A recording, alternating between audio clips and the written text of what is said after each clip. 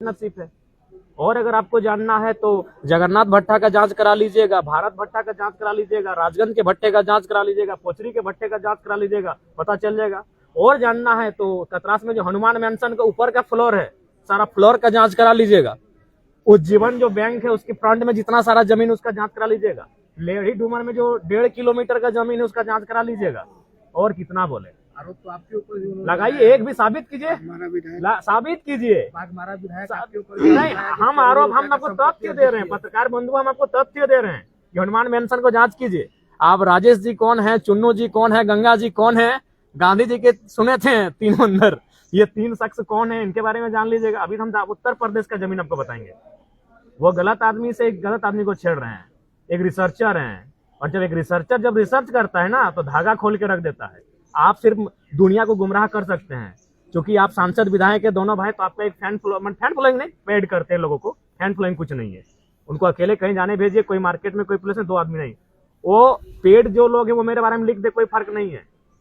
लेकिन आप तथ्य लाइए ना। हम किसी को दान भी देते हैं तो अपना व्हाइट मनी देते हैं, हम चेक काट के देते हैं। कहाँ है 1 रुपया एक्स्ट्रा, ये ना कहाँ हमने जमीन खरीदा है। हम डुमरी में रहते हैं, भाड़े के आवास में रहते हैं। क्यों न, मेरे जिले से बाहर है, वो गिरिडीह जिला पड़ता है। और हम अभी तो अभी 4-5 किस्सा सुनाए हैं आपको। अभी देखिए ना, रिसर्चर के सामना कर रहे तो रिसर्चर कहाँ रिसर्च करेगा ना, उनको होश में ठिकाने आ जाएगा तो बेकार कहिएगा।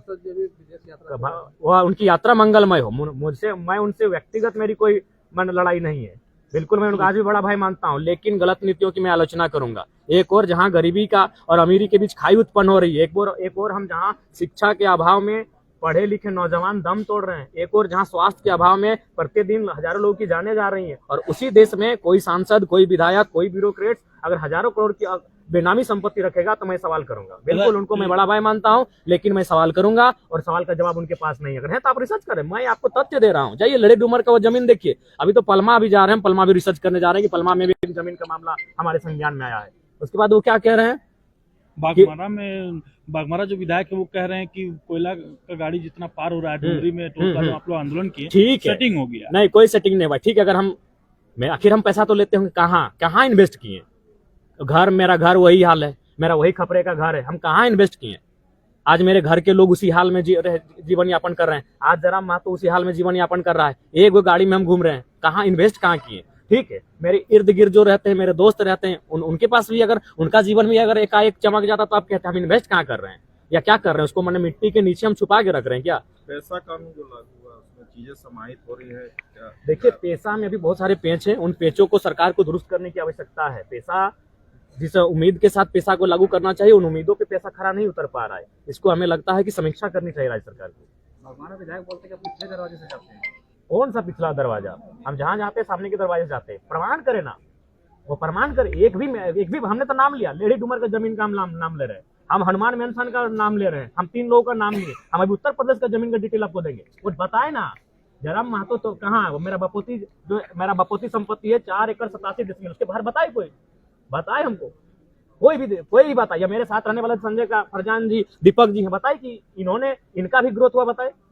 ऐसे नहीं होता। आज वो देखिए, एक बात सीधा है पत्रकार बंधुओं, आज इस देश को लोग गुमराह करने लगे हैं धर्म के नाम पर।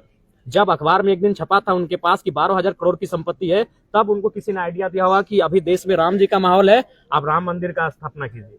एक बात कीजिए, हम लोग अगर कोई भी गांव में मंदिर नहीं, वो यज्ञ का कार्यक्रम करते हैं ना, तो कम से कम 6 महीना की तैयारी करते हैं, कम से कम 100 गांव में चंदा उठाते हैं। अगर मंदिर की बात करें ना, तो हमको याद है मेरे गांव में एक मंदिर है जो 1964 का स्थापना था, वो मंदिर आज तक प्राण प्रतिष्ठा नहीं हो पाया। क्योंकि एक मंदिर बनने में 30 साल 40 साल कितना लोग करते हैं। पहले पिलर बना के छोड़ते हैं, फिर ऊपर जाते हैं, फिर लिल्टन करते हैं, फिर पेंटिंग करते हैं, फिर कलश स्थापना, क्या प्राण प्रतिष्ठा करते हैं। लोग हजारों गाँव का चंदा करते हैं। तो आप बताइए कब टेम्पो घुरा था उसे चंदा उठाने के लिए? और नहीं तो फिर कहाँ से आएगा पैसा? धर्म आस्था का विषय है, सबको अपनी आस्था का सम्मान करना चाहिए। लेकिन मैं आज फिर कहूंगा, जब धर्म की बात कोई साधु करे, सुहाना है। धर्म की बात कोई पैगंबर करे, अच्छी बात है।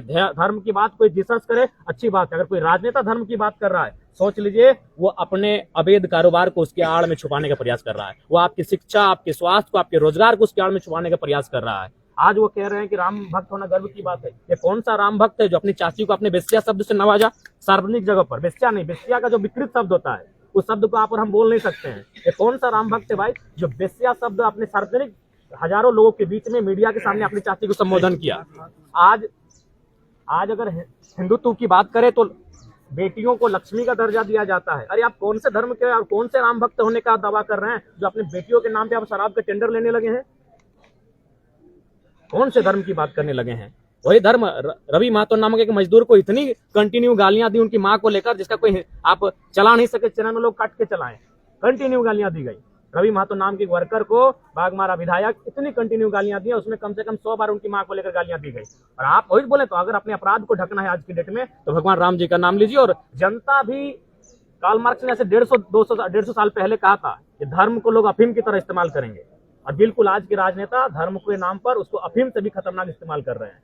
उनके सोचने की शक्ति को शून्य कर दे रहे हैं बिल्कुल। और अगर वो इतने बड़े राम भक्त है तो मैं उनसे पूछूंगा कि खाली बता दे कि रामचरितमानस को किसने लिखा है और मूल रामायण को किसने लिखा है और कब की तारीख में लिखा है, और एक दोहा सुना दे। राम भक्त है ना भाई।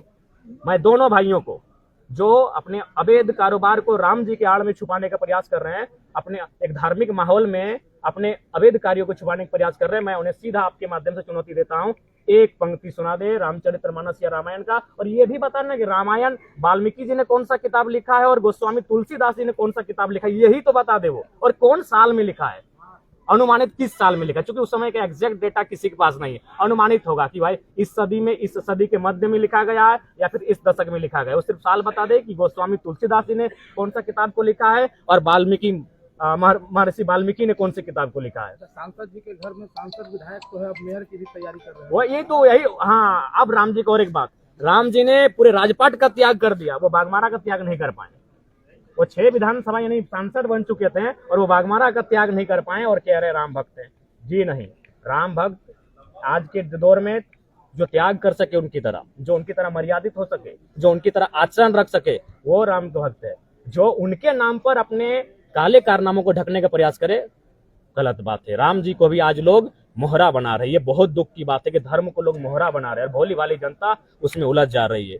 मैं किसी भी धर्म और किसी भी आस्था के खिलाफ नहीं हूं, लेकिन अगर कोई राजनेता अपने अवैध कारोबार को, अपने गलत कार्यों को, धर्म को मोहरा बनाकर ढकने का काम करेगा तो मैं एक वैज्ञानिक युग में रहने वाला युवा जरूर मैं जनता को कहूंगा भाजपा जो है दलीय आधार पर चुनाव की बात कर रही है, नहीं हो जाना चाहिए, दलीय आधार पर हो जाना। हम सहमत हैं, भारतीय जनता पार्टी के इस विचार का हम समर्थन करते हैं कि दलीय आधार पर चुनाव हो जाना चाहिए। नगर निगम चुनाव आपकी पार्टी कैंडिडेट देगी? देखिए, निसंदेह नगर में हमारी जो परिस्थिति है वो ठीक उतनी नहीं है, लेकिन हम लोग प्रयास करेंगे। कहीं ऐसा भी होगा कोई अच्छे कैंडिडेट होंगे, उनका हम लोग समर्थन भी कर सकते हैं। वो किसी भी दल से होगा, वो किसी भी विचारधारा से होगा। हम लोग चाहेंगे कि भाई अगर ना जहां हमारी पहुंच नहीं होगी वहां हम लोग समर्थन भी करेंगे, जहां हम ठीक ठाक होंगे वहां चुनाव लड़ेंगे भी। और आज मैं आपके माध्यम से ये भी कहूंगा, जो उनके समर्थक हमारे खिलाफ कर रहे हैं वो हमारा खिलाफ कर सकते हैं इसलिए क्योंकि उनको पेड किया जाता है, लेकिन जिस दिन उनका कोई ममेरा भाई स्वास्थ्य कारणों से अगर उसके साथ कुछ अनहोनी घटना घटेगी, वो खुद याद करेगा कि यार मेरा भाई 10,000 रुपए के चलते उसे अपना स्वास्थ्य गंवाना पड़ा और वहीं हमारे सांसद के पास हजारों करोड़ रुपए कहाँ से आए। जब उसका ममेरा मोसेरा फुफेरा भाई, क्योंकि उसको तो पैसा दिया जाता है पेड, लेकिन जब उसका ममेरा मोसेरा फुफेरा भाई 10 साल पढ़ाई लिखाई करने के बाद बेरोजगार होकर बैठ जाएगा, तब उसके मन में फिर एक विद्रोही का सवाल आएगा कि मेरे सांसद, मेरे विधायक के पास हजारों करोड़ की संपत्ति है और मेरा भाई 10 साल की तैयारी करने के बाद बेरोजगार बैठा है। धन्यवाद।